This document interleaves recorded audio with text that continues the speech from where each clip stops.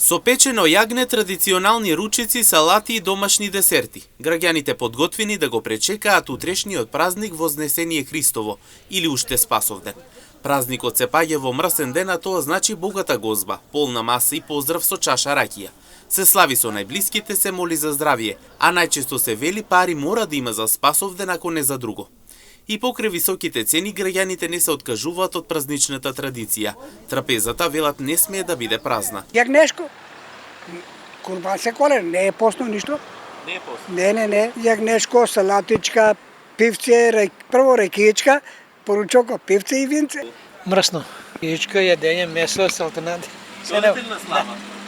Живи здрави. Само во среда поручек е граф, а в четврток е мрсно. Па за празник, за секој празник обавезно ќе дрмнеме нешто. Така па плачка на крајот.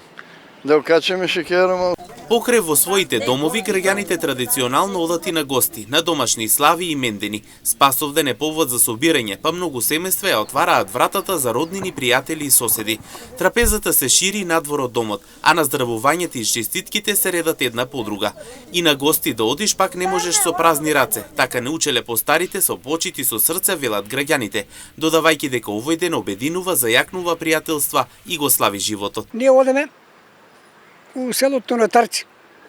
Тоа е кај Горачино, во нарекама пато не бил добар сега.